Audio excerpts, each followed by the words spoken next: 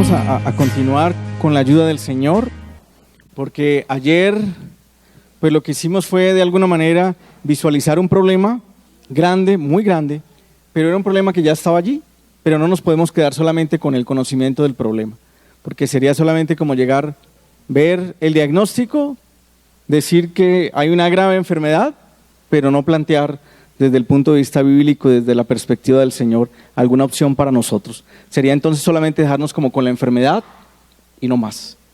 Y ya sabíamos eso, que el hombre está gravemente enfermo. Es más, algunas personas en lo individual y aún en lo social hablan, o sea, del mal pronóstico de la enfermedad del hombre. Pero en el Señor hay una tremenda solución para todos nosotros. ¿De acuerdo? Bueno, pero el Señor no teoriza, sino que a través de casos nos permite ilustrar perfectamente no solamente el problema, sino también la solución. Quisiera entonces, digamos, en el transcurso de esta mañana, enfocarme como en estos tres aspectos. Lo que llamo lo primero, la legítima emoción. Lo segundo es confrontando el desaliento. Y lo tercero, la comunicación liberadora. Para los hermanos que les dieron la bienvenida ahorita, que acaban de llegar, estábamos hablando de las grandes tragedias que ha tenido nuestro país. Y hay una tragedia que casi pasa desapercibida, y es la tragedia del suicidio. Los datos de medicina legal del año pasado, de enero a noviembre, hablan de 2.150 casos de suicidio en nuestro país. Y que si eso lo, digamos, contrastamos con el terremoto del eje cafetero, que estamos precisamente en esa zona, pues estaríamos hablando de un problema casi en el número de muertos del doble de grande, del doble de terrible.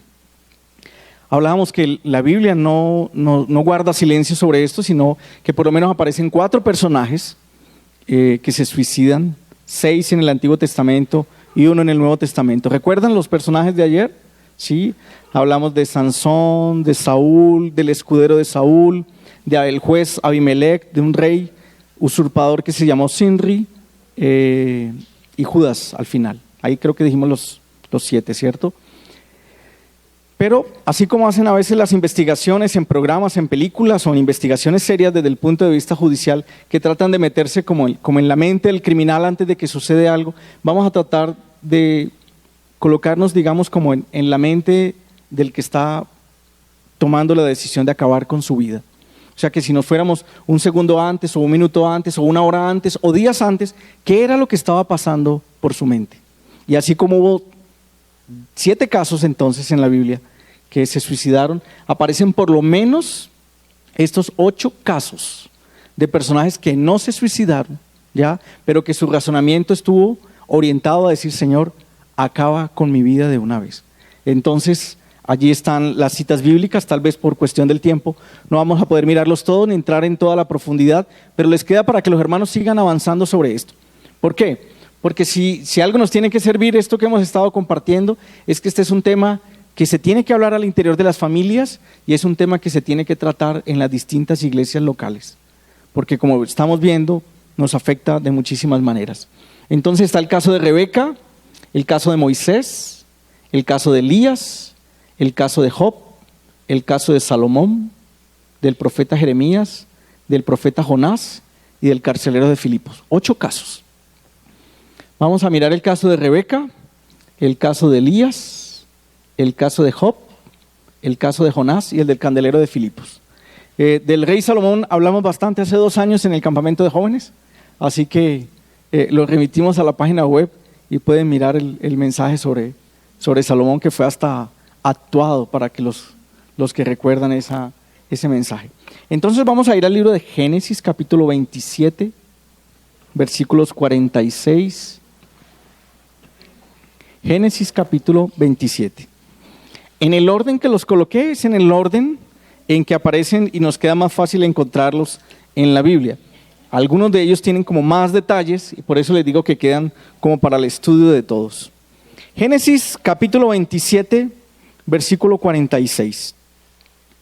Y dijo Rebeca a Isaac: fastidio tengo de mi vida a causa de las hijas de Ed. Si Jacob toma mujer de las hijas de Ed, como estas de las hijas de esta tierra, ¿para qué quiero la vida?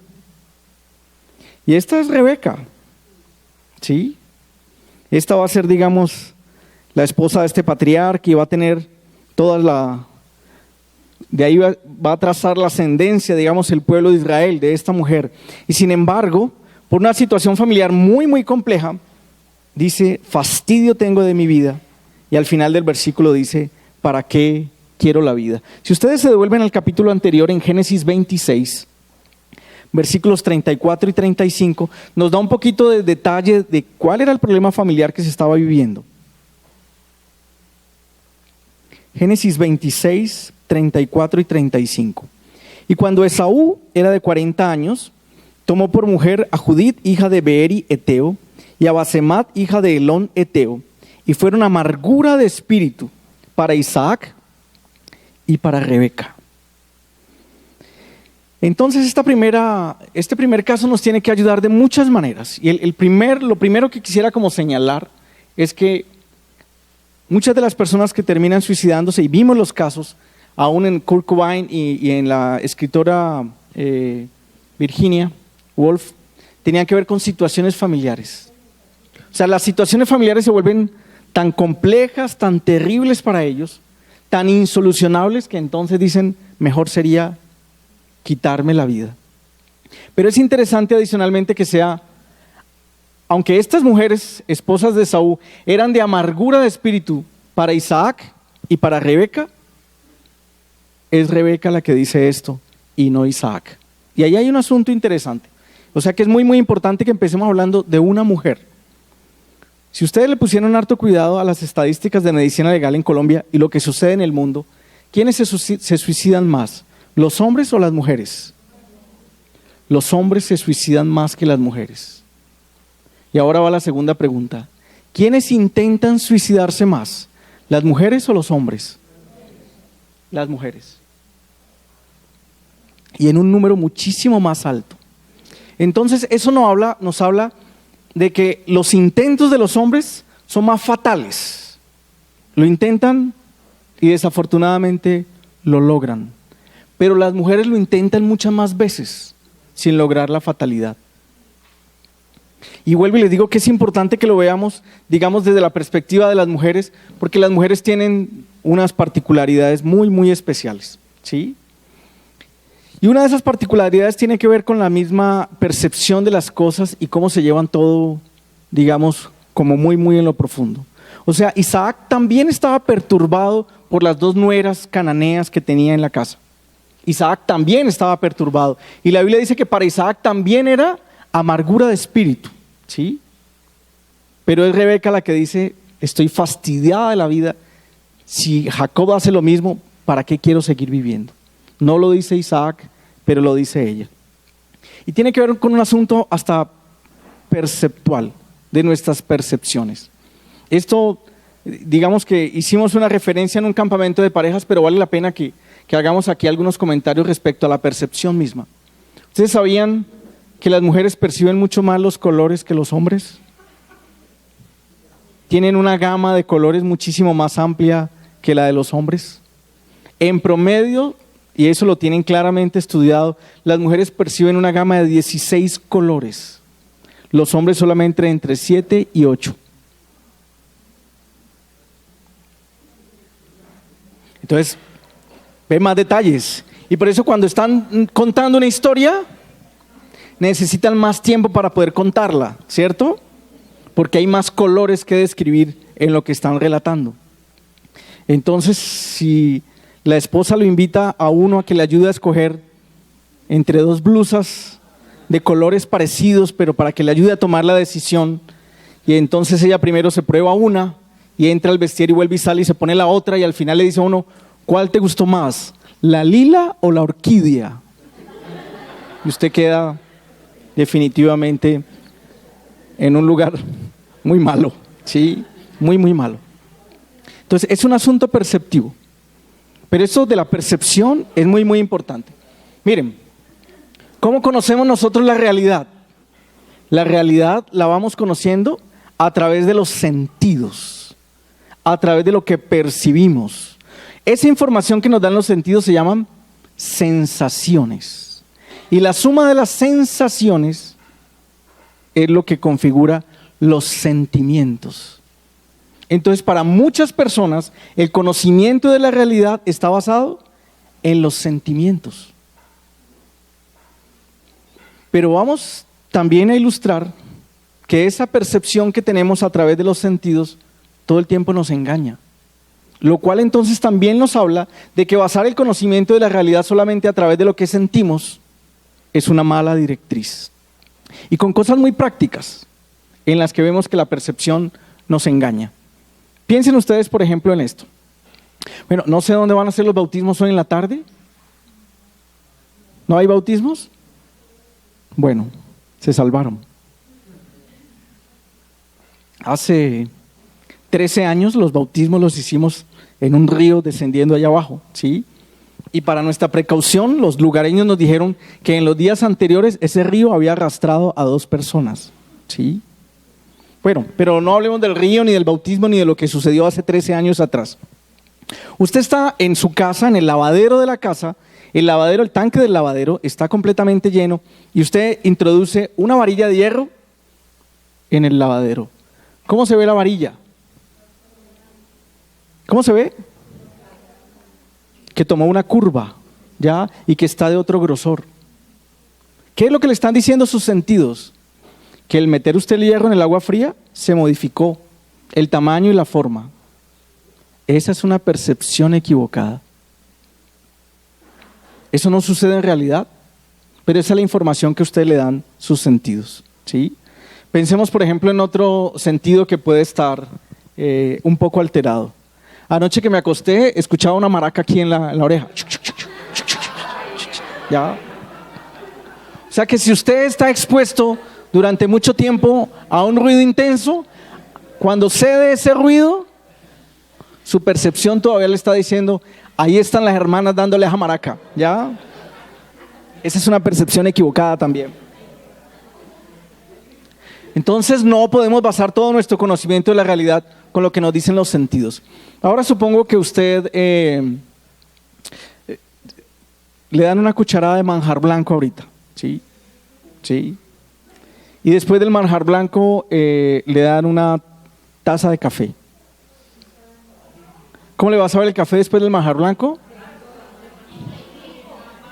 Rico, dicen por allá atrás. Bueno, sí, porque las percepciones, los gustos pueden cambiar.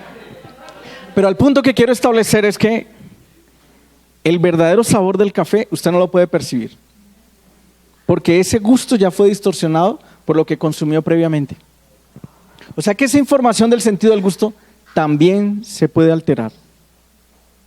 ¿Sí? Y estamos basados mucho en eso. Y otra cosa adicional muy, muy importante con el tema de las percepciones. La ciclicidad hormonal.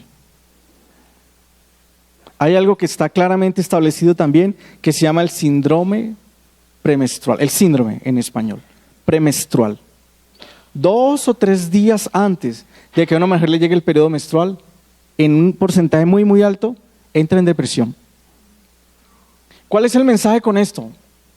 No le paremos muchísimas bolas a la información o muchísima atención a la información de los sentidos, porque estamos cayendo en esa misma trampa de los sentidos, ¿sí? En 2 o 3 días vamos a mirar el mundo distinto, ¿ya? Después de que saquemos la varilla del agua, de que se silencie la maraca por más tiempo, de que dejemos de comer manjar blanco, las cosas las vamos a percibir de una manera diferente.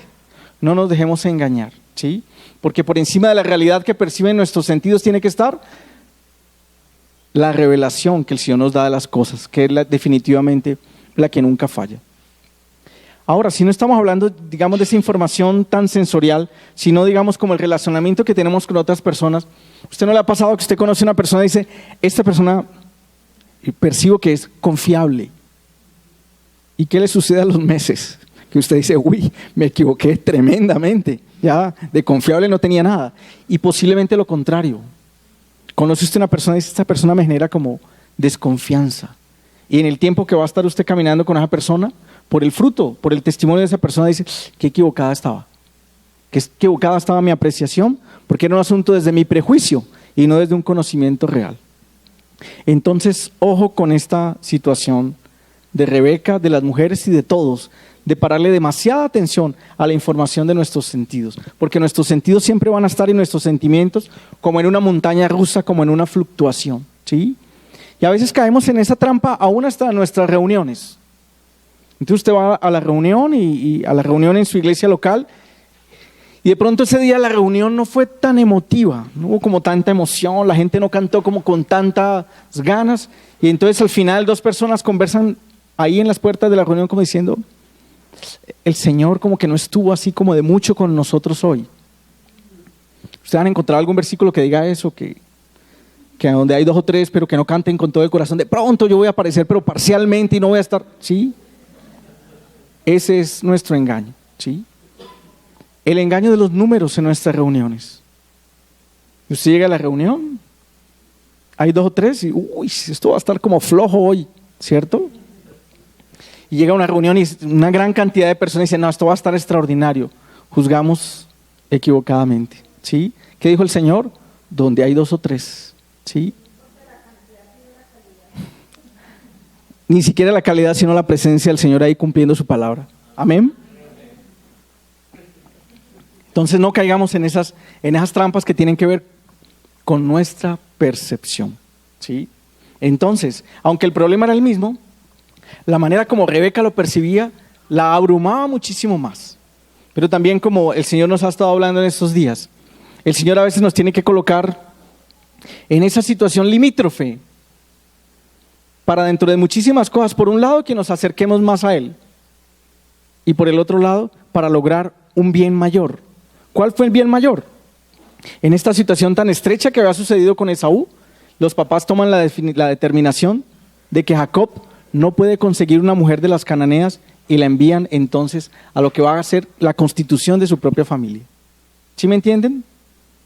Cómo el Señor utiliza y como el Señor nos ha estado hablando, hasta lo que usted no se pueda imaginar, aún la crisis familiar, la crisis de la salud o la crisis económica en la que cualquiera de nosotros o nuestra familia o la familia de nuestros hermanos puedan estar pasando, ¿para qué? Para que nos acerquemos más a Él y para que logremos un bien mayor que tal vez en este momento todavía no lo estamos viendo. Todavía no lo estamos viendo. Bueno, voy a hacer una referencia cortica a Moisés, ¿sí? Pero no cuando Moisés dice que en el versículo de Números 11:15, sino de Moisés en el comienzo de su ministerio, porque hay algo muy, muy interesante allí también. En Números 11:15, después de que el Señor envía codornices, dice Moisés, y si así lo haces tú conmigo, yo te ruego que me des muerte, si he hallado gracia en tus ojos y que no vea mi mal, ¿sí? O sea que hasta un Moisés, el gran legislador, el gran instrumento que Dios usó para liberar al pueblo de Israel de la esclavitud en Egipto, también pudo tener esa situación de decirle al Señor entonces que le quite la vida en medio de todas las adversidades que estaban teniendo que enfrentar en ese momento. Pero siempre fue diciéndole al Señor y no tratando de hacerlo por su propia mano. Me devuelvo a algo relacionado con Rebeca antes de mirar lo de Moisés en Éxodo capítulo 3. Y es que, como lo subtitulé allí, una legítima emoción. ¿A qué me quiero referir con esto de la legítima emoción? Que allí aparece en la palabra del Señor Rebeca y el testimonio y la situación emocional de Rebeca. Y los otros casos que vamos a ver aquí. Eso no es que sea nuestro modelo de oración. No es que ustedes de aquí en adelante ni yo vamos a orar de la manera como oraron estos personajes que están allí. No es el modelo. Pero ojo con esto. Usted no tiene que orar así, pero usted puede orar así. ¿Qué quiero decir con esto? Que Dios no se va a escandalizar. Que a Dios sí le podemos decir cuál es la verdadera situación de nuestro corazón. No ese sufrimiento en silencio, y como lo vamos a ver al cierre de este mensaje, si el Señor lo permite, en el Salmo 32, mientras callé, envejecieron mis huesos. No estamos llamados a quedarnos callados. Podemos tener la libertad delante del Señor de decir, cuál es la verdadera situación de nuestro corazón. Y esta es una invitación extraordinaria del Señor. Posiblemente usted no se va a poder descargar con absolutamente nadie, porque la carga emocional tan grande que usted tiene en ese momento podría aplastar a la persona que está allí. Pero a Dios no le va a aplastar lo que hay en lo profundo de su corazón. A Dios sí no. Y a Dios sí nos podemos dirigir con esa absoluta libertad. Entonces, podemos ser completamente transparentes con esto. Y ojo, para que no vayamos a tener un muy mal entendimiento que se ha entrado muy en boga con el asunto de la palabra y el poder de la palabra hablada, ¿sí? Y con lo que se llama la neuroprogramación lingüística y cosas así, que tienen más de metafísica que de cristianismo y de Biblia, ¿sí? Y es que si usted la está pasando mal, que ni siquiera hable de que está pasando mal porque usted con eso está creando su propia realidad. Eso no está en la Biblia, eso es metafísica, ¿sí?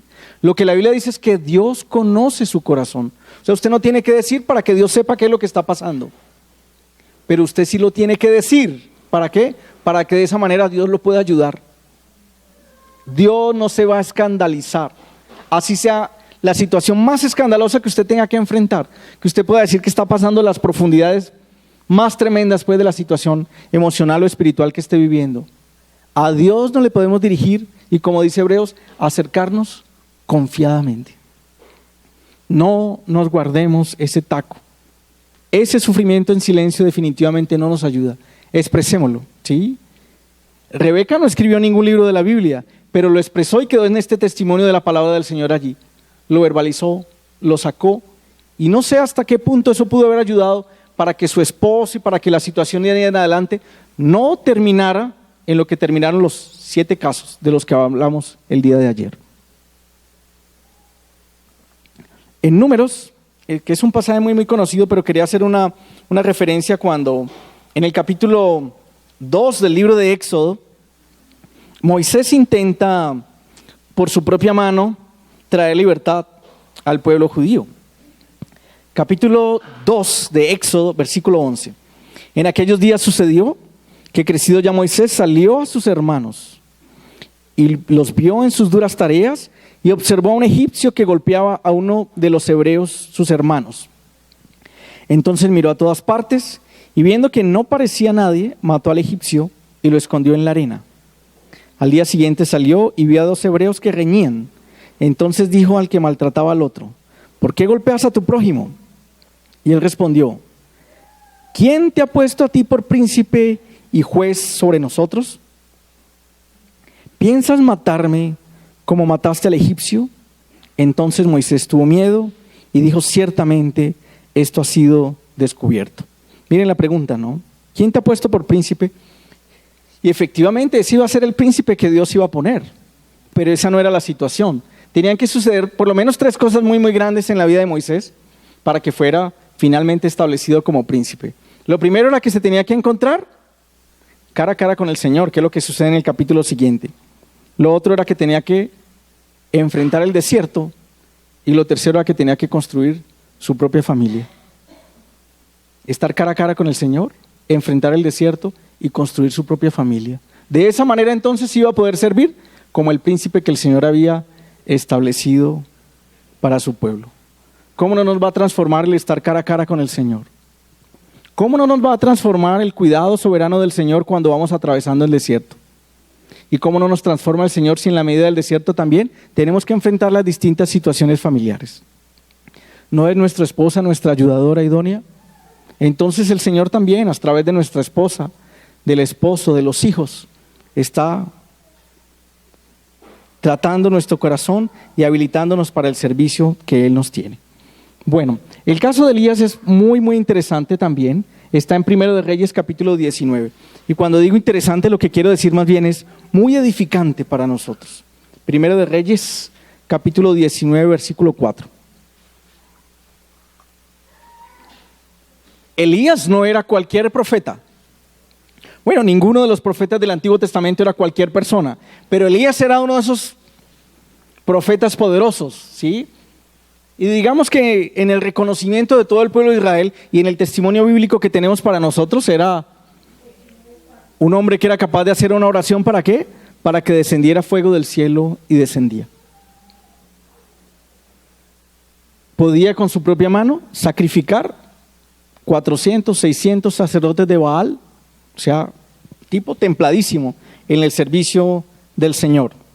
Y sin embargo, en el capítulo 19, versículo 4, hablando de Elías, dice: y él se fue por el desierto un día de camino, y vino y se sentó debajo de un enebro, y deseando morirse, dijo: basta ya, oh Jehová, quítame la vida, pues no soy yo mejor que mis padres. Hay muchas situaciones alrededor de lo que Elías está viviendo en este momento y se está relatando en este versículo, que nos queda como de tarea de poder mirarlas con mayor profundidad cada uno en sus propios estudios personales. Pero, digamos, como resumiendo un poco, yo, digamos, señalaría dos cosas muy, muy importantes. Es un extraordinario sentimiento de soledad de Elías, el problema de la soledad. Es decir, este trabajo tan tremendo que hay de mantener el testimonio del Señor aquí en esta tierra, y yo estoy solo.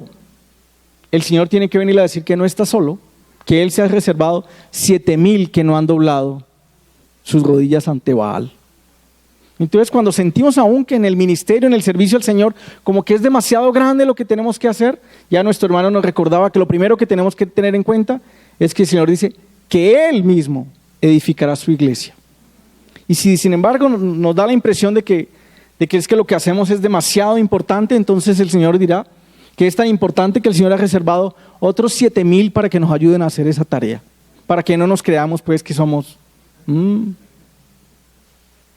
lo máximo, ¿sí? Sino es el Señor que ha sido misericordioso y nos ha incluido en este ministerio, como dice Pablo. Es el Señor y no nosotros. Es por el Señor y no por nosotros. ¿De acuerdo? De hecho, nosotros tenemos más de Boanerges, de hijos del trono, del trueno, que de pastores misericordiosos. Si tuviéramos ese poder de cortar la vida en el servicio del Señor, de acabar con algunas personas, créanlo que la población de este planeta sería muchísimo menos, ¿sí? Lo cual habla de lo gran misericordiosos que somos, ¿sí? Entonces, ese sentimiento de soledad, que yo estoy solo contra el mundo, yo no sé qué voy a hacer, ese es un engaño. El que está en el control de todas las cosas es el Señor. ¿Ya? Si nos queremos poner entonces nosotros en ese lugar, ahí sí nos vamos a sentir suficientemente frustrados. Pero hay otra cosa muy, muy interesante en este relato anterior que está en el versículo anterior y en los capítulos anteriores cuando se sacrifican a los sacerdotes de Baal. Dice 18:19, Primero de Reyes 18:19.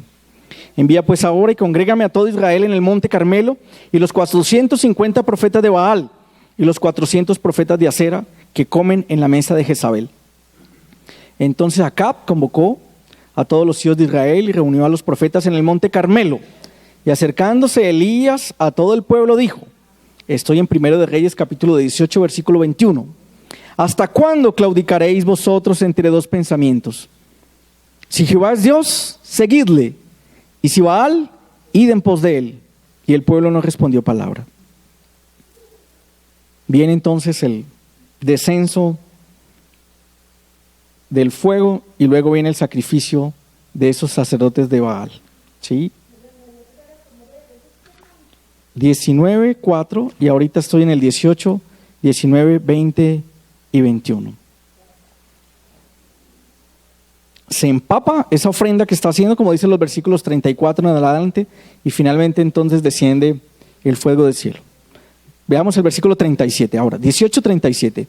Respóndeme Jehová, respóndeme, para que conozca este pueblo que tú, oh Jehová, eres el Dios, y que tú vuelves a ti el corazón de ellos. Entonces cayó fuego de Jehová y consumió el holocausto, la leña, las piedras y el polvo, y aún lamió el agua que estaba en la zanja. Viéndolo todo el pueblo, se postraron y dijeron, Jehová es el Dios, Jehová es el Dios. Entonces Elías les dijo, prended a los profetas de Baal para que no escape ninguno. Y ellos los prendieron y los llevó. Los detuvieron entre todos, pero los llevó Elías al arroyo de Sison y allí los degolló. Si hacemos la cuenta, entonces eran 450 de Baal y 400 de Acera. O sea que 850 personas que él degolló, y lo hizo él con su propia mano. Y después de eso, entonces, el capítulo siguiente nos va a mostrar a un Elías sintiéndose terriblemente solo y diciéndole al Señor que le quite la vida. Mira, hay algo que tenemos que nosotros notar aquí porque es muy, muy importante. Y a veces descuidamos, a veces no, creo que la gran mayoría de las veces descuidamos el aspecto aún de nuestra área física, nuestra recomposición física. O sea, después de una situación tremenda como esta, el agotamiento físico nos lleva a razonar equivocadamente. Es importante descansar. Es importante que nuestro cuerpo recupere las fuerzas. ¿Para qué? Para que razonemos de una mejor manera. Las personas que por cuestiones de trabajo todo el tiempo están trasnochando y salen de unos turnos y cubren en otras partes, pues terminan, digamos, como sobrecargados de todo eso y toman las decisiones equivocadas. Entonces físicamente debemos estar reposados para que nuestra mente también razone de la mejor manera y podamos, obviamente, con la luz del Señor tomar las mejores decisiones. Además está en el Monte Carmelo, que es en lo que hoy en día sería la ciudad de Haifa, y camina hasta Oret, Monte de Dios, que es en la península del Sinaí. Después de todo ese recorrido por el desierto, terriblemente agotado, físicamente agotado, le dice al Señor que le quite la vida. Entonces no descuidemos el asunto de nuestra salud física. O sea, no solamente lo espiritual y lo emocional, sino también lo físico. Y vuelvo y les digo que en eso hemos sido terriblemente descuidados. La Biblia dice, si ustedes me acompañan en un versículo, en Primera de Tesalonicenses, capítulo 5, versículo 23.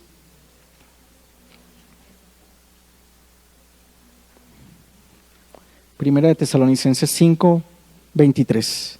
Y el mismo Dios de paz os santifique por completo, y todo vuestro ser, espíritu, alma y cuerpo, sea guardado irreprensible para la venida de nuestro Señor Jesucristo.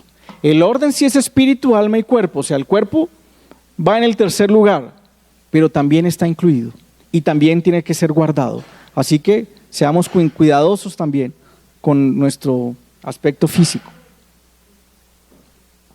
con el cuidado de nuestra salud física, con lo que comemos, con la actividad física que realizamos, con las horas de descanso. Todas esas cosas también terminan siendo tremendamente importantes. Y vuelvo y digo, aunque el orden es espíritu, alma y cuerpo, el cuerpo entonces también tiene que ser atendido. Bueno, de Job aparecen varios versículos, allí solamente voy a leer uno. Ustedes conocen la historia de Job muchísimo mejor que yo, pero solo quería señalar un versículo en el libro de Job, que es el versículo 10:1. También nuestro hermano esta mañana hacía una referencia a la situación de Job, cuando él, necesitando ser restaurado, llegan sus amigos y las respuestas y las argumentaciones y los razonamientos y todo lo que le señalan no le sirve para nada. Ahora, la situación de Job era una situación verdaderamente terrible. Mueren todos sus hijos el mismo día. Hay destrucción en su casa, mueren todos sus ganados, o sea, toda su riqueza, todo es en el mismo día. Lo único que le queda es la esposa. Y la esposa viene y le dice, linda mujer, maldice a Dios y muérete. También le quedó otra cosa, le quedó una sarna en todo el cuerpo y todo el tiempo se tenía que estar rascando. Y hay otra cosa que uno nunca piensa cuando uno lee el libro de Job, y es que cuando Job pasó todas estas cosas, obviamente el libro todavía no había sido escrito. O sea que Job no tenía ni idea de lo que había sucedido en el capítulo 1. O sea que lo que está sucediendo en el cielo, cuando Dios está sacando la cara diciendo, ¿no has visto a Job? Perfecto, prudente, apartado del mal, ¿ya? Ese diálogo donde el diablo había estado diciendo, claro, pero es que como está prosperado en todo, pero si lo tocaras un poquito te darías cuenta que él sí te maldice. Eso no lo conoció Job, eso lo conocemos nosotros ahora que lo leemos. O sea que esa situación celestial que se estaba dando antes, ¿y a dónde apuntaba todo esto? No lo conoció. Pierde todos sus hijos en un día, pierde sus riquezas, sus propiedades, ¿ya? Desconoce completamente lo que está sucediendo allá en el trono de Dios y le queda un mal en su propio cuerpo para que se tenga que rascar todo el tiempo con un tiesto, como dice el mismo relato bíblico, y una compañía extraordinaria que le está diciendo, maldice a Dios y muérete. O sea, acabemos esta historia aquí. Ya, linda esposa diciendo, ¿para qué vamos a gastarnos 42 capítulos? Acortemos esto. Ya, maldiga a Dios y terminamos el libro. Dice Job capítulo 10, versículo 1. Está mi alma hastiada de mi vida. Hastiada de mi vida. Ya, qué situación tan tremenda, ¿sí? Y a usted le parece que lo que usted sufre, ¿no? Usted sufre porque su amigo lo bloqueó del Facebook. No, qué sufrimiento. Qué sufrimiento. No sufra tanto porque ya. Y nos parece de verdad que ese es el sufrimiento. Fue a la reunión y no lo saludaron como lo saludaban antes. No, hermano. Qué trato el suyo, ¿no? De verdad, nos parece que esos son los sufrimientos. ¿Queremos conocer sufrimiento? Miremos la historia de Job. Eso sí es sufrimiento. La pérdida de un hijo es una cosa, pero así, en la escala de los dolores, eso aparece en los primeros lugares. Ahora que se mueran varios y el mismo día. Eso es una cosa tremenda, tremenda. Ahora, ¿para qué vivió todo ese proceso Job? Para que lo que les decía ahorita, para acercarse más al Señor y poder decir, de oídas te había oído, pero ahora mis ojos te ven. Ahora sí conozco de ti. Y lo otro, para un bien mayor, que es el cierre final del capítulo donde el Señor le trae bendición y sus cosas son restauradas para él. El Señor es capaz de hacer eso, ¿sí? Ahora, también creo que el Señor nos lo señalaba en las enseñanzas anteriores. No sabemos qué es lo que el Señor va a hacer. Nuestra confianza tiene que estar en que es el Señor el que lo va a hacer. O sea que Él es bueno y que lo que Él va a hacer, Él sabe qué es lo que está haciendo, pero no sabemos qué es lo que Él va a hacer.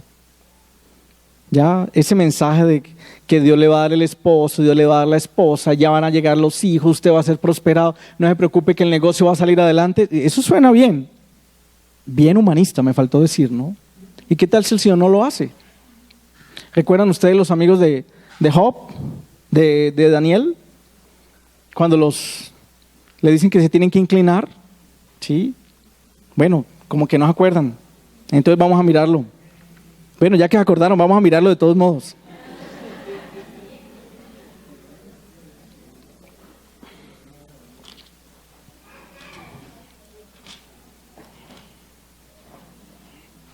Entonces los que se acordaron, ¿en qué versículo es?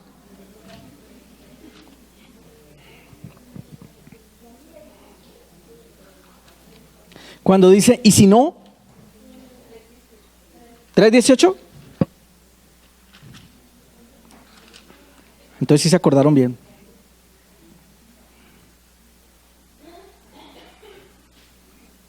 Vamos a leer entonces Daniel capítulo 3 del 18 en adelante. Bueno, los están obligando entonces a que se postren ante la imagen de Nabucodonosor y desde el 16 voy a leer. Sadrac, Mesac y Abednego respondieron al rey Nabucodonosor diciendo, no es necesario que te respondamos sobre este asunto. Y aquí nuestro Dios, a quien servimos, puede librarnos del horno de fuego ardiendo, y de tu mano, oh rey, nos librará. Tremendo, ¿no?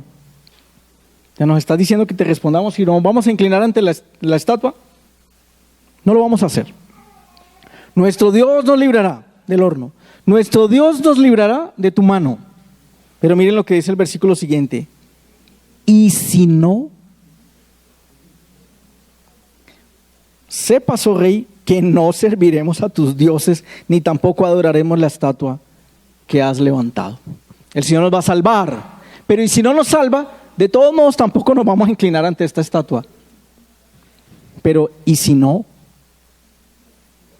¿Y si no llegan los hijos que estamos esperando? ¿Y si no logramos la salud física que tanto hemos anhelado y que hemos reclamado del Señor? ¿Sí? Y si aparentemente nos da la impresión de que nuestro servicio, nuestro ministerio no es tan honrado y no tenemos como tanto impacto sobre tantas personas, igual, para el Señor estamos sirviendo y no tenemos que arrodillarnos ante ninguna otra estatua. Amén.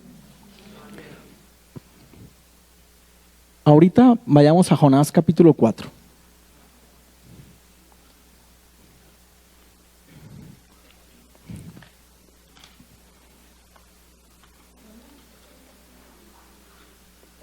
Jonás.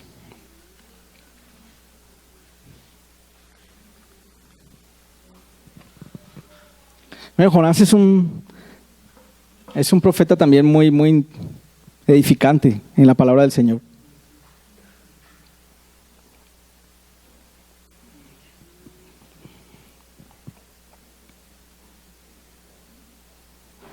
El Señor lo envía después de estar huyéndole al Señor y de vivir una situación personal muy difícil.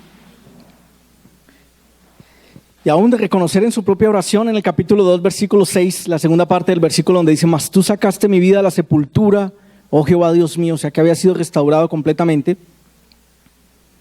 El Señor lo manda a Nínive entonces a llevar un mensaje de arrepentimiento. Capítulo 3, vino palabra de Jehová por segunda vez a Jonás diciendo, por segunda vez.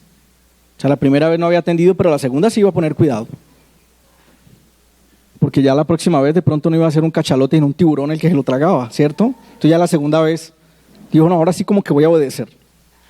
Levántate y ve a Nínive, aquella gran ciudad, y proclama en ella el mensaje que yo te diré. Y se levantó Jonás y se fue a Nínive conforme a la palabra de Jehová. Y era Nínive una ciudad grande en extremo, 3 días de camino.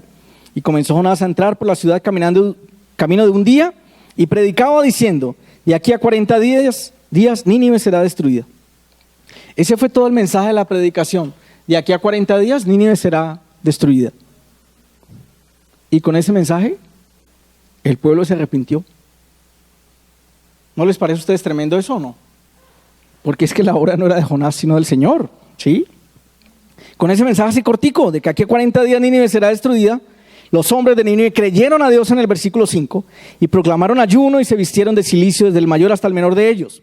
Y llegó la noticia hasta el rey de Nínive y se levantó de su silla, se despojó de su vestido, se cubrió de cilicio y se sentó sobre ceniza. O sea, como una señal externa de un verdadero arrepentimiento. E hizo proclamar y anunciar en Nínive por mandato del rey y de sus grandes diciendo, hombres y animales, bueyes y ovejas, no gusten cosa alguna, no se les dé alimento ni beban agua. O sea, que hasta los animales los pusieron a ayunar en señal de que el arrepentimiento de Nínive era completo.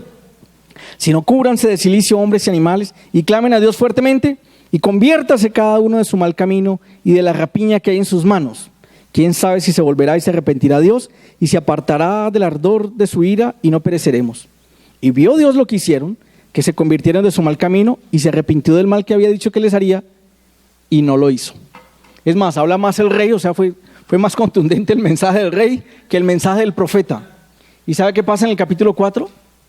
Que ahora Jonás está ofendido. Porque Dios dijo que en 40 días iba a destruir a Nínive y ahora ya Dios no la va a destruir. Entonces él ahora está preocupado porque él quedó mal. ¿Y ahora qué van a decir de mí? ¿Ahora qué van a pensar de mí? Y se sentía tan mal por eso. Miren lo que dice el 4. Después de que Nínive se arrepiente, no debería ser ese el gozo y la alabanza para el profeta, pero Jonás se apesadumbró en extremo y miren, y se enojó. Esas dos emociones van muy de la mano. La tristeza y la ira. A veces la ira es una tristeza que se está expresando de esa manera y a veces lo contrario. A veces la tristeza es una ira reprimida. Entonces ahí estaba haciendo bomba, él estaba haciendo corto con esas dos cosas ahí en su interior. Y lo que está diciendo claramente es que lo que tanto lo afectó fue que Nínive se arrepintió. Después de semejante predicación de él, de que Nínive iba a ser destruida. Y oró a Jehová y dijo, ahora, oh Jehová, ¿no es esto lo que yo decía estando aún en mi tierra?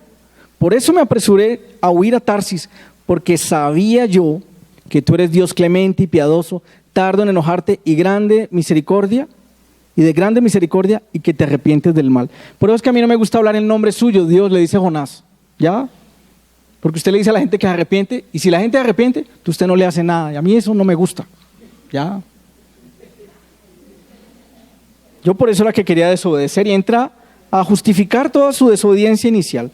Ahora pues, en el versículo 3, oh Jehová, te ruego que me quites la vida, porque mejor me es la muerte que la vida.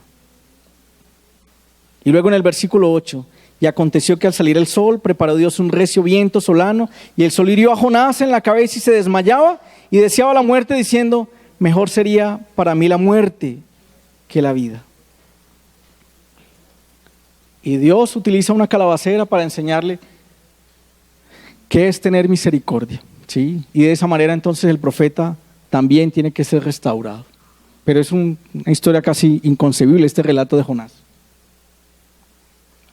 Ustedes miran casi todos los otros profetas hablándole al reino del norte, al reino del sur, a Samaria. Nunca había arrepentimiento. Y en este caso que hubo arrepentimiento, ahora es el profeta el que está diciéndole a Dios que si así son las cosas, entonces que mejor le quite la vida. Ay, se adelantó esto. Miremos esta del Nuevo Testamento que está en Hechos capítulo 16. Un relato extraordinario. Si alguien me puede regalar otro vasito de agua, por favor. Hechos capítulo 16. Miren bien qué interesante, qué edificante. Acuérdense que cuando digo la palabra interesante quiero decir es edificante, ¿sí?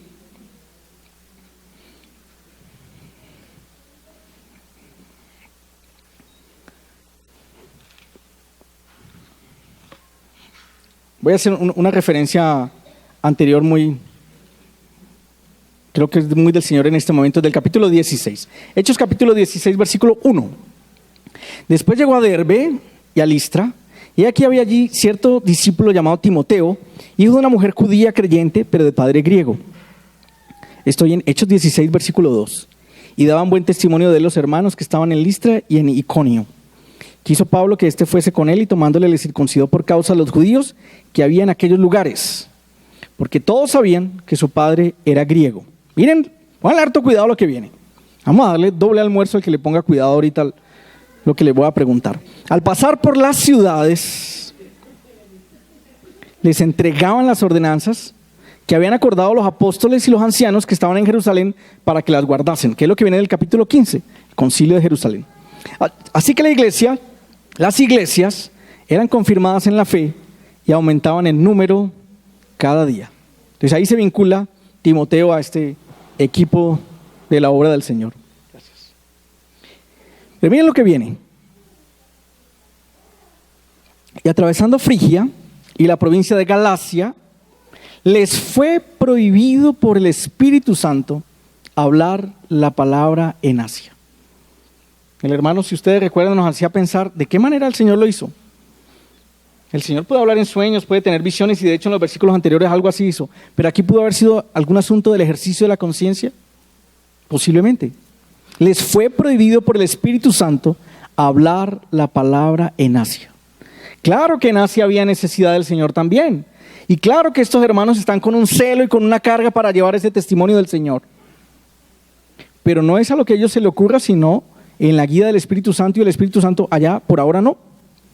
Y cuando llegaron a Misia, intentaron ir a Bitinia, pero el Espíritu, ¿qué dice? No se los permitió. O sea, ni hacia Asia, que es lo que hoy sería Turquía, no es el Asia lejana, sino el Asia menor. Y cuando llegaron entonces en el versículo 7, llegaron a Misia, intentaron ir a Bitinia, pero el Espíritu no se lo permitió. Y pasando junto a Misia, descendieron a Troas. Y se les mostró a Pablo una visión de noche. Un varón macedonio estaba en pie y rogándole y diciendo: pasa a Macedonia y ayúdanos. Cuando vio la visión, enseguida procuramos partir para Macedonia, dando por cierto que Dios nos llamaba para que les anunciásemos el evangelio. O sea que claramente esta dirección del varón macedonio pues fue a través de una visión, como está diciendo claramente aquí. Pero los anteriores, cuando el Señor no los dejó entrar ni a Bitinia ni ir hacia Asia, pudo haber sido un ejercicio entonces del testimonio del Señor en su conciencia. Pero aquí hay una cosa muy muy importante que da para un doble almuerzo. Miren, pónganle cuidado cómo están conjugados los verbos allí. Y atravesando Frigia y la provincia de Galacia, que dice, les fue prohibido por el Espíritu Santo hablar. Les fue. Ahora el versículo 7. Y cuando llegaron a Misia, intentaron a Bitinia, pero el Espíritu Santo no se lo permitió. ¿De acuerdo? El Espíritu Santo no lo dejó. Pero miren el 10. Cuando vio la visión, enseguida, ¿qué dice? Procuramos partir. ¿Qué pasó ahí? Por un doble almuerzo, postre. ¿Qué pasó? ¿Qué fue tan distinto entre el versículo 6 y 7 y en el versículo 9? que a mí me parece una cosa extraordinaria, extraordinaria. Miren que en el versículo 6 y 7, Lucas, que escribió el Evangelio, de hecho está diciendo, y querían ir allá y no pudieron, y querían ir allá y no pudieron. Pero después de la visión dice, y nosotros fuimos. O sea que en buena medida, digamos, esa dirección del Señor de que no fueran a esos lugares fue ¿para qué? Para esperar a que Lucas se incluyera en ese equipo apostólico y luego nos dejara este testimonio escrito para nosotros. Como que todavía no lo han visto, pero bueno, para el próximo campamento entonces, procuramos, ahí ya está incluido él, en el 10, procuramos partir para Macedonia, dando por cierto que Dios nos llamaba para que les anunciásemos el Evangelio. Allí está Lucas también, y no estaban los versículos anteriores cuando iban a Asia ni cuando iban a Bitinia. ¿No les parece a ustedes ese Dios tan extraordinario que hace como una pausa? ¿Para qué? Para que llegue otro hermano y el equipo esté completo y avancemos. Ese es un Dios extraordinario. Pero eso no quiere decir que no van a aparecer problemas. Pues claro que hay problemas, porque después de esto dice un subtítulo ahí de las sociedades bíblicas, encarcelados en Filipos. Ahora voy a leer el versículo 23. Después de haberles azotado, ¿cómo? Poquito y con cariño, ¿cierto? Después de haberles azotado mucho, los echaron en la cárcel mandando al carcelero que los guardase con seguridad. El cual, recibido este mandamiento, los metió en el calabozo de más adentro y les aseguró los pies en el cepo. Pero a la medianoche orando, Pablo y Silas cantando himnos a Dios, y los presos los oían. Entonces sobrevino de repente un gran terremoto de tal manera que los cimientos de la cárcel se sacudían, y al instante se abrieron todas las puertas y las cadenas de todos se soltaron. Estoy en Hechos capítulo 16, versículo 27. Despertando el carcelero y viendo abiertas las puertas de la cárcel, sacó la espada y se iba a matar, pensando que los presos habían huido. Mas Pablo clamó a gran voz diciendo, no te hagas ningún mal, pues todos estamos aquí.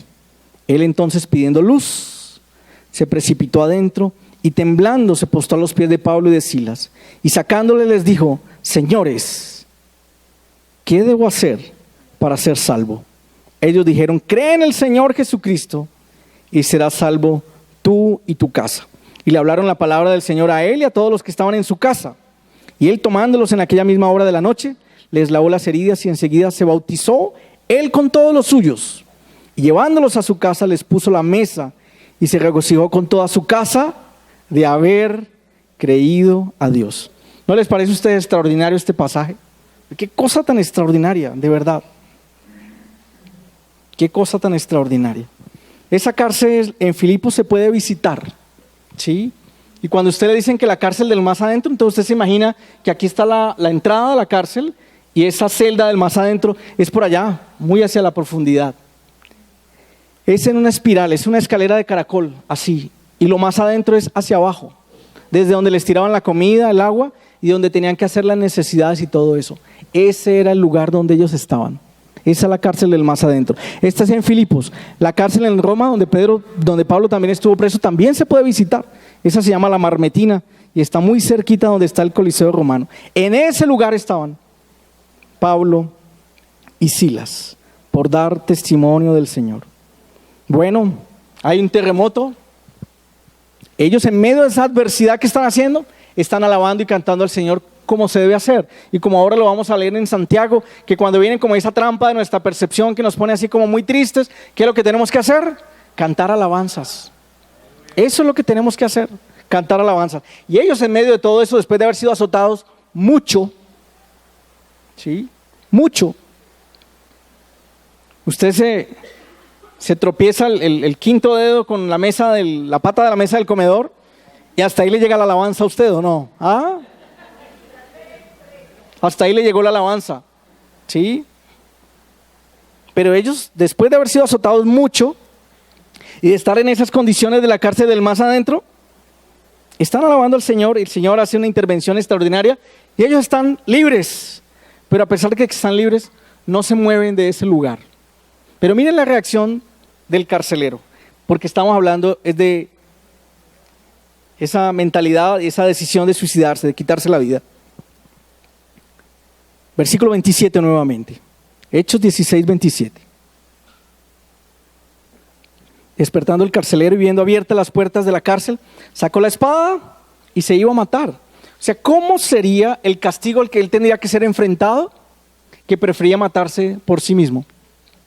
O sea, lo que él sabía, porque se los habían recomendado y que los tenía que tener ahí con gran seguridad, como leímos en los versículos anteriores, ahora que estaban libres dijo, no, ahora vienen mis superiores, viene mi autoridad y me va a ir tan mal que yo prefiero atravesarme con la espada. Ese es un mal menor en relación a todo lo que la autoridad va a hacer sobre mí.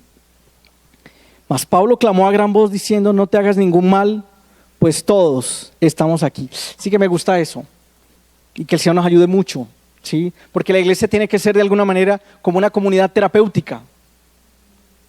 Cuando algún hermano, niño, joven, adulto esté diciendo, me voy a hacer mal, me voy a atravesar con la espada, hay que alzar la voz y decir, no lo hagas. Todos estamos aquí. Aquí estamos, no estás solo. Lo que crees que es suficiente motivo para que acabes tu vida, no es suficiente porque no ha pasado nada. Aquí estamos todos. Y estamos todos aquí ¿para qué? Para ser antes de luz y de bendición para ti. Me gusta como dice ahí que Pablo clamó a gran voz, o sea, pegó el grito. ¿Ya? ¿Qué vas a hacer? Aquí estamos, ya, para eso. Guarda esa espada nuevamente. Eso es lo que les está diciendo ahí. No te hagas ningún mal, pues todos estamos aquí. Eso es lo que tenemos que decir entre nosotros. Cuando personas en gran sufrimiento están llegando a tomar una decisión como esta, que estamos aquí para ayudar. Entonces pidiendo luz, y me gusta eso como dice pidiendo luz, ya se precipitó adentro, ya le dije que era una espiral, entonces saltó allá y temblando se postró a los pies de Pablo y de Silas y sacándole les dijo, Señor, ¿qué debo hacer para ser salvo? Y de esta situación, después de que un hombre está a punto de quitarse la vida, lo que vemos es una familia completa transformada para el Señor.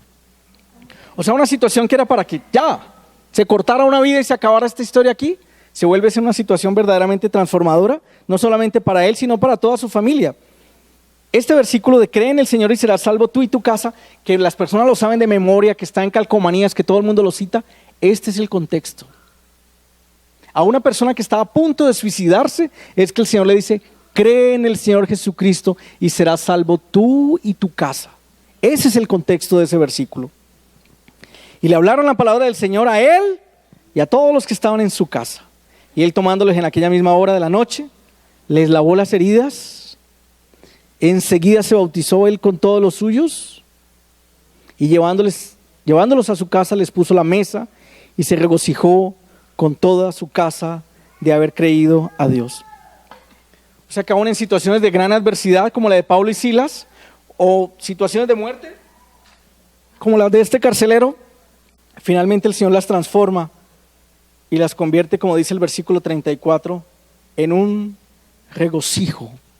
El Señor puede transformar cualquier situación y pasar de la tristeza y del dolor profundo al gran regocijo. Miremos lo que dice Santiago, un versículo que ustedes conocen muy bien, pero eso es lo que tenemos que hacer en vez de quedarnos en nuestros necios razonamientos. Santiago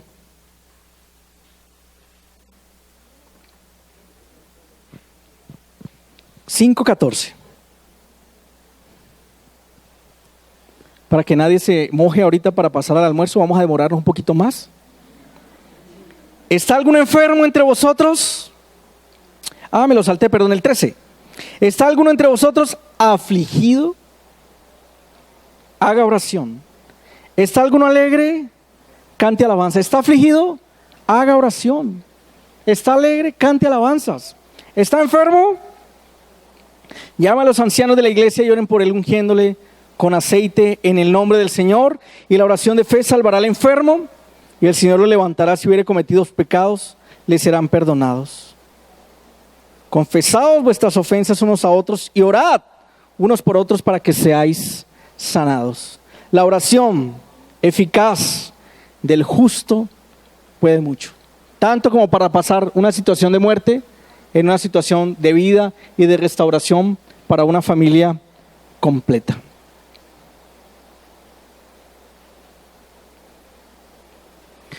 Bueno, hay que combatir muy seriamente, y la palabra es desaliento. No sé si lo tengo más adelante, pero cuando hablan de esa depresión que lleva al suicidio aparecen 3 palabras que me gustaría que ustedes las anotaran allí porque pensé que las había escrito. La primera palabra es la palabra minusvalía, La segunda palabra es la palabra desesperanza. Y la tercera palabra es la palabra futilidad. Minusvalía, desesperanza y futilidad. Esa es una combinación explosiva de esas tres cosas. Las minusvalías hace referencia a que usted considera que ya no tiene ningún valor, que usted no sirve para nada, que ni siquiera para Dios es valioso, que nadie lo aprecia, que en la familia no lo quieren, que los hermanos le hacen el feo, bueno, etcétera, etcétera. Esa es su minusvalía, o sea, usted no encuentra valor. Y puede que no haya valor en nosotros mismos, intrínseco, ¿ya? Pero no podemos olvidar que sí tenemos un tesoro, solo que el tesoro está en vasos de barro, ¿sí? Pero hay un tesoro en nosotros. Y si usted tuviera que preguntarse a sí mismo, por ejemplo, la palabra redención, que literalmente lo que quiere decir es comprar un esclavo en el mercado. O sea, esas épocas antiguas de esa esclavitud, donde las personas eran expuestas, les miraban los músculos, la dentadura, etcétera, etcétera, y decían, compro este. Pues de esa manera el Señor nos redimió, pagó un precio por nosotros en el mercado de esclavos. Y el que nos estaba vendiendo estaba encañengado porque nadie nos quería comprar, ¿ya? ¿Cuánto pagó el Señor por nosotros? La vida de su Hijo por nosotros. Cuando usted pregunta, Señor, haz algo, mira mi situación, haz algo, mira mis compañeros en el colegio cómo se burlan en la universidad, cómo me siento de frustrado, de fracasado en mi trabajo, cómo mi familia se ha venido abajo. Señor, haz algo. ¿Qué tiene que contestar el Señor? Ya hice algo, ya envié a mi hijo y ya murió en la cruz por ti. ¿Le parece poco? ¿No lo leíamos ahorita en Romanos 8? ¿Usted quiere más? ¿Quiere una ofrenda adicional, como dice Hebreos? No hay más ofrenda. ¿Te quedó faltando? No hay una ofrenda superior, porque el precio más alto por usted y por mí, aunque no valíamos nada, y como dice Pablo también, cuando estábamos muertos en nuestros delitos y pecados, el Señor pagó el precio por nosotros. Esa es minusvalía. Entonces, cuando nos reconocemos valiosos para el Señor, que desde también, como veíamos previamente esta mañana, aún el Señor siglos atrás nos tenía en sus planes, no que existiéramos, pero que ya de alguna manera éramos incluidos en sus propósitos. Eso dice, o sea, qué valiosos somos para el Señor. Tenemos un valor extraordinario para el Señor. ¿Cuánto valemos? La vida de su Hijo. Ese fue el precio alto que se pagó por nosotros. El tema de la desesperanza más o menos tiene que ver con ese asunto de que nos parece que todo el esfuerzo que nosotros hicimos no valió la pena y esto ya nadie lo va a cambiar. Esto ya no va a cambiar, esto va a seguir así o va a empeorar, ¿sí?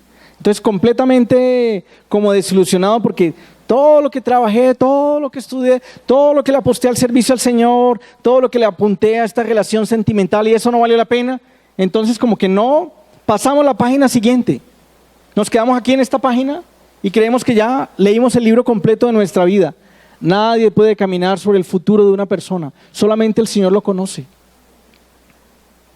No sabemos qué está al otro lado, pero sí sabemos que el Señor está en el control de todas las cosas y el Señor es bueno y ha permitido una gran cantidad de circunstancias en nuestras vidas para lograr un bien mayor. Pero el que está desesperanzado es que ya no hay nada más que hacer. No, en el Señor siempre habrá algo más que hacer. Que el Señor nos dé luz sobre eso y ahorita hablaré un poquito más acerca de la desesperanza. Y lo tercero tiene que ver con la futilidad.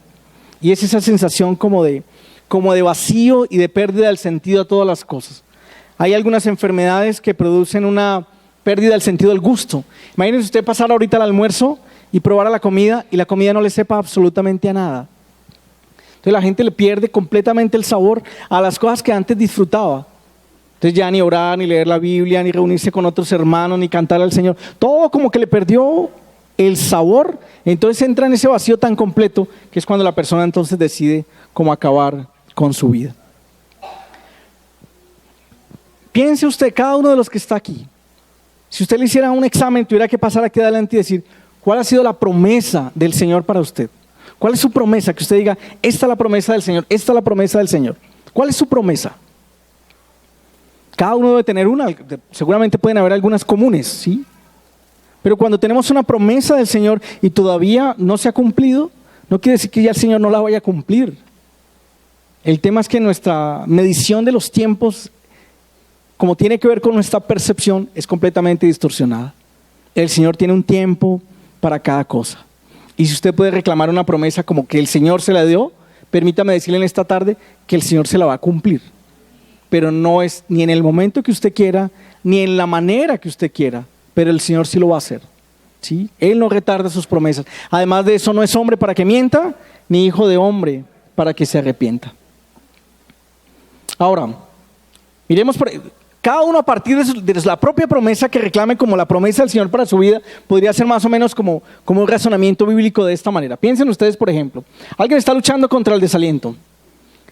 Y en esa lucha entonces descubre que el desaliento parte desde que perdió la esperanza. O sea que le parece que ya Dios no va a hacer nada. Pero si encuentra esperanza, entonces tiene razón suficiente como para decir, puedo esperar y puedo permanecer. Puedo permanecer, me puedo quedar quietico. No lo estoy viendo ahora, pero confío en que el Señor va a hacer algo y permanezco. Ahora, si usted permanece, el Señor dice que cuando uno permanece, Juan 15, lleva fruto, ¿cierto? Ahora, si usted está llevando fruto, referido como a sentido, propósito, servicio, de esa manera también Juan 15 nos dice que usted glorifica al Señor. Ahora, si usted está glorificando al Señor, puede que en ese caminar pueda encontrar algunos tropiezos y hasta caer y todo, pero también descubre que en el Señor hay perdón y restauración. Y de esa manera entonces en la gloria del Señor, ¿para qué interrumpir lo que Él va a continuar haciendo en nosotros? Este es como un ejercicio, no estoy diciendo que ese sea como un modelo para todo el mundo, pero para eso le decía, piensen lo que el Señor le prometió. Porque a partir de lo que el Señor a usted le prometió, usted puede seguir escarbando y decir, Señor, claro, no lo estaba viendo, pero me afirmo en tus promesas. Tú estás haciendo algo, ¿sí? Hace muchísimos años en algún lugar hicieron escarapelas como estas, pero en las escarapelas pusieron unas iniciales. Vamos a ver si me acuerdo cómo eran las iniciales, porque eran unas siglas, entonces era bastante largo.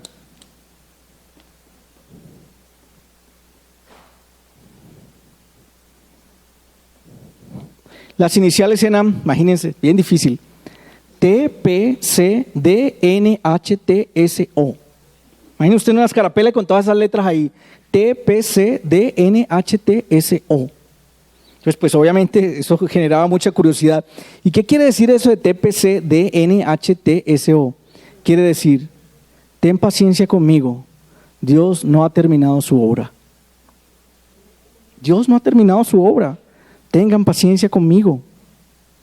Bueno, se adelantó esto, pero esto tiene que ver precisamente con la desesperanza.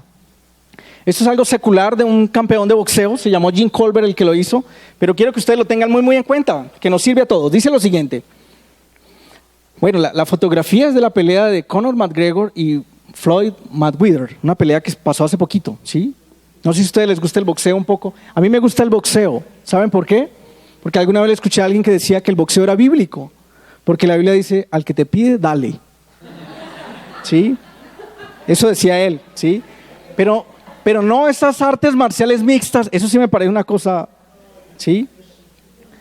Pero me parece que dos personas del mismo peso tienen que demostrar el entrenamiento y el espíritu que tienen para sostenerse en pie allí adelante frente a otro. Bueno, con esto no le quiero hacer la apología pues, al boxeo, sino que digo que a mí me gusta verlo, ¿sí? Algunas peleas, esta no la vi porque no la transmitieron de manera gratuita, ¿sí? Bueno, el blanco de aquí, es un irlandés, era el de las artes marciales mixtas, perdió porque los combates de ellos son muy distintos y son más cortos, y el otro completó sus 50 peleas invicto. Bueno, dice Jim Colbert, que no es ninguno de estos dos, pelea un asalto más.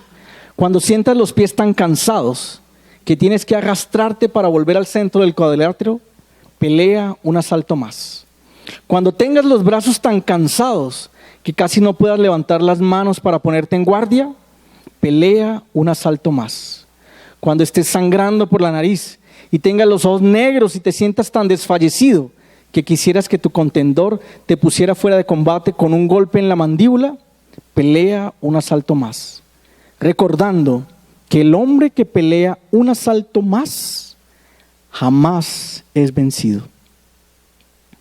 O sea que la invitación con esto es que hay que seguir la pelea.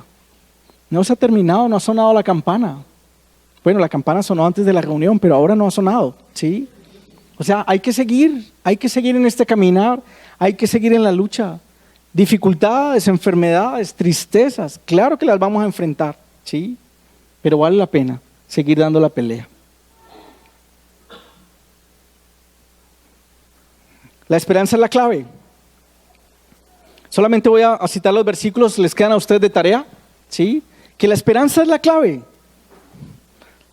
Veíamos ayer cómo los hombres y las mujeres han estado buscando el dinero, el reconocimiento, la fama, el aplauso de los hombres. Nuestra esperanza está en el Señor. Y por eso digo que la esperanza es la clave. Romanos capítulo 4, versículo 18. Romanos 5, 5. Romanos 8, 24. Romanos 15, 4. Primera de Corintios 13, 12. Primera de Pedro 3, 15. Y Primera de Juan 3, 33.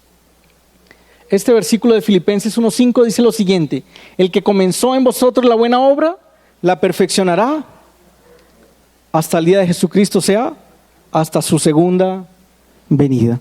Entonces, nuestra esperanza no está en que logremos cierta posición económica, cierto título, entonces tenía la maestría y voy a buscar el doctorado. Esa no es la esperanza. Y no estoy diciendo que eso no lo pueda buscar.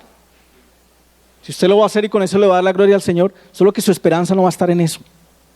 Su esperanza va a estar es en el Señor. Y nuestra esperanza en el Señor es tan extraordinaria que nuestra esperanza es eterna. Ni siquiera es una esperanza para esta tierra, sino es de esta tierra y continúa por la eternidad. Estos versículos dan testimonio de eso, que se los voy a leer a continuación. Proverbios 14, 32, Hechos 24, 15, Colosenses 1, 5, Tito 2, 13, Hebreos 6, 18 y 19 y Primera de Pedro 1, 3. O sea que ni siquiera es lo que el mundo espera, ¿ya? Sino que nuestra esperanza trasciende aún nuestra misma existencia física aquí en la tierra. Los que están atrás tal vez no alcancen a mirar, pero es una fotografía de el mar golpeando con ímpetu contra un faro que está edificado sobre la roca. Estos dos versículos finales sí los voy a invitar a todos a que los leamos para que oremos. Está en Primera de Pedro, capítulo 5, versículo 10. Primera de Pedro 5, 10.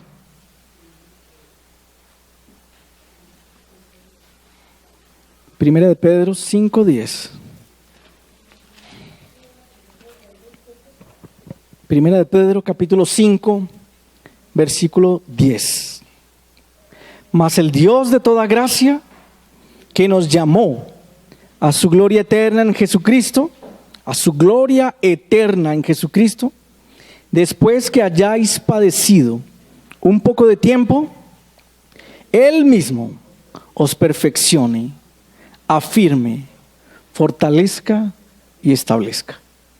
Después de que hayáis padecido un poco de tiempo. No hay razón ni para la minusvalía, ni para la desesperanza, ni la futilidad. Porque cualquier padecimiento que nosotros estemos sufriendo, experimentando, es de corto plazo. Y después de eso, Él mismo nos perfecciona, nos afirma, nos fortalece y nos establece. Como lo que el hermano citaba ahorita respecto a Pedro, cuando había sido solicitado para ser zarandeado, y el Señor le dice: después de eso vas a venir y vas a confirmar a los hermanos. Ese zarandeo iba a ser una situación temporal y luego iba a venir afirmado a confirmar a los hermanos. Perfeccionamiento, afirmamiento, fortaleza y establecimiento del Señor en nuestra vida. Dice que Él mismo. Ya no lo va a hacer el medicamento, no lo va a hacer la psicología, no va a ser el Señor mismo, se va a encargar de hacerlo. ¿Recuerdan ustedes en Mateo cuando el Señor dice que estamos preocupados mucho por qué comeremos, qué vestiremos? ¿Sí? Esos no son lirios, esos parecen que son fotografías de tulipanes, pero ilustra el versículo lo que está diciendo, ¿no? Ni aún Salomón en toda su pompa, en todo su esplendor se pudo vestir de la manera como el Señor se encarga de vestir las flores. Y si ni siquiera un gorrión, que de alguna manera es como un pajarito insignificante, cae en tierra, si no es, digamos, dentro del control que el Señor tiene de todas las cosas, cuánto más de nosotros. Y en ese contexto va a decir en Mateo 10:30 que hasta el número de nuestros cabellos está contado. Ese es el conocimiento profundo que el Señor tiene de nuestras vidas. ¿No podemos confiar entonces en ese Dios que lo que está haciendo está bien hecho? Vamos a orar entonces. Voy a invitarlos a que se pongan de pie con sus Biblias abiertas en el Salmo 32. 32.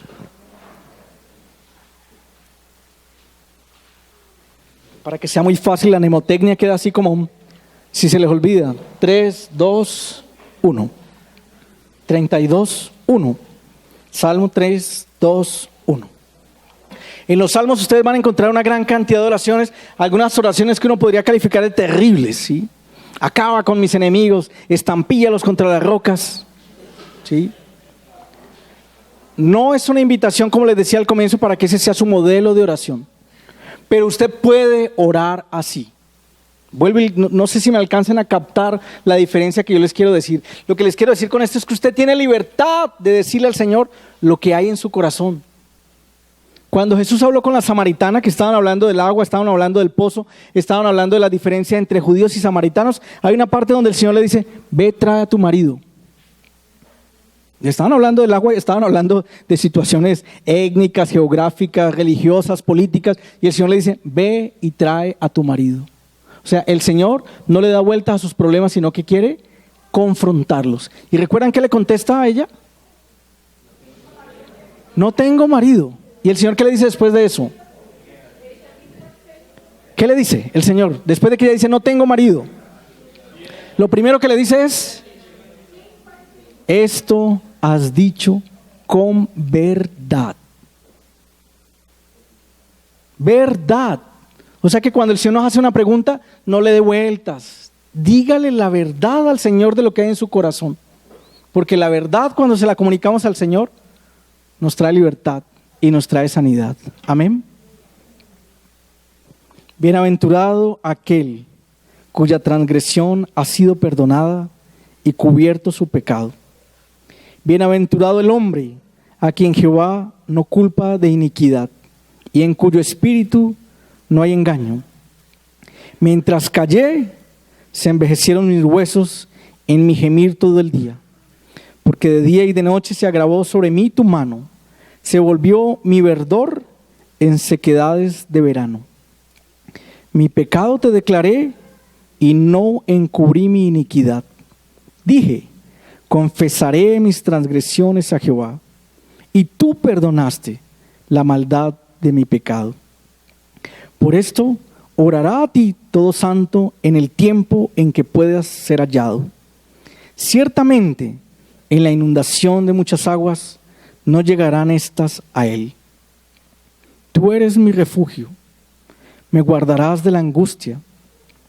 Con cánticos de liberación me rodearás. Ahora habla el Señor, te haré entender y te enseñaré el camino en que debes andar. Sobre ti fijaré mis ojos. No seáis como el caballo o como el mulo sin entendimiento, que han de ser sujetados con cabresto y con freno, porque si no, no se acercan a ti. Muchos dolores habrá para el impío, mas al que espera en Jehová le rodea la misericordia. Alegraos en Jehová y gozaos justos, y cantad con júbilo todos vosotros los rectos de corazón. Muchas gracias, Señor, en esta mañana por la verdad de tu palabra. Señor, tú conoces lo profundo de mi corazón, y aún conociéndolo de la manera que lo haces, no te escandalizas ni te apartas de mí, ni me apartas de ti, Señor. Todo lo contrario, dices que al que a ti viene, tú no le echas fuera. Quiero, Señor, recurrir a ti en esta mañana, Señor. He estado guardando silencio, Señor, de mi verdadera situación durante muchísimo tiempo. A ti no te puedo engañar, de pronto hasta a mí mismo y a los demás, Señor. Pero tú conoces mi verdadero estado. Y mientras callé, se envejecieron mis huesos, Señor. Ayúdame, Señor. Quiero hablar con verdad. Hoy me preguntas cuál es mi verdadera situación y quiero hablar con verdad, Señor. No quiero más vueltas, no quiero más justificaciones, Señor, sino que siendo confrontado por ti, por tu palabra, por tu Espíritu, quiero abrir mi corazón en esta tarde delante tuyo, Señor. Quiero darte muchas gracias por mi vida, por el don de la vida misma, Señor, porque aún la existencia física es una muestra de tu misericordia, Señor, porque esto lo preparaste de antemano, Señor, de una manera que no alcanzo ni a imaginarme, tú lo hiciste, Señor. Y cuando me siento enredado y confuso, puedes decir de mí que tú de lejos entiendes mis pensamientos, Señor. Aún eso que yo no entiendo en mi propio interior, porque he terminado hasta engañado, Señor, por la astucia de un entenebrecido corazón, Señor. Tú lo conoces, Señor, y puedes desenredar esos razonamientos equivocados en los que he estado caminando últimamente, Señor. Entiendes de lejos mis pensamientos. Señor, a ti recurro, Señor, con libertad. Encuentro que hombres tuyos en tu palabra, como fue Rebeca, Salomón, Jeremías, Job, Moisés, Señor, Elías, pudieron hablar a ti en estos términos, Señor. Y tú no te escandalizaste, y todo lo contrario, dejaste un testimonio escrito para que fuera de edificación para mí en este día. Ahora tengo esa completa seguridad y confianza, Señor, de que de esa manera yo me puedo dirigir a ti. Y de que de esa manera estos temas pueden ser tratados, Señor, en esa comunidad terapéutica que tiene que ser la iglesia local en cada uno de los lugares que están aquí representados y aún de los lugares que no llegaron, Señor. Señor, tú ya pagaste un precio muy alto por mi vida, pero también me dices en tu palabra, por todos murió, para que los que viven ya no vivan para sí. Señor, si pagaste un precio, eso quiere decir que ya no soy dueño de mí mismo. Y si no soy dueño de mí mismo, entonces no puedo decidir cuándo puedo terminar con mi vida, porque tú eres el único dueño. Tú eres el dueño de mi vida, Señor. Quiero rendirme en este día bajo tu señorío, Señor. Quiero decirte que el anhelo y la necesidad profunda de mi corazón es ser un discípulo tuyo, Señor. Y para ser un discípulo tuyo tengo que negarme a mí mismo, morir a mí mismo, tomar tu cruz cada día y seguirte a ti, Señor. Si tú mismo, Señor, que ahora me permites verlo por tu Espíritu, has estado en el control de todas mis circunstancias de tal manera que ahora estoy en una situación verdaderamente estrecha, es para que me acerque más a ti y para que confíe en que de todo esto saldrá un bien mayor, Señor, porque tú eres bueno y porque en ti está mi confianza. Muchas gracias, Señor, por tanto amor y tanto cuidado. Muchas gracias por tanta paciencia, Señor, porque iniciaste en mí una buena obra y la estás haciendo y la continuarás haciendo, Señor, porque tú no dejas obras a medio hacer. Tú terminas lo que iniciaste, Señor. Tú perfeccionas, afirmas, fortaleces, estableces, Señor. Eso es lo que tú haces. Puede que haya padecimiento, pero este padecimiento es temporal, es por un poco de tiempo, Señor.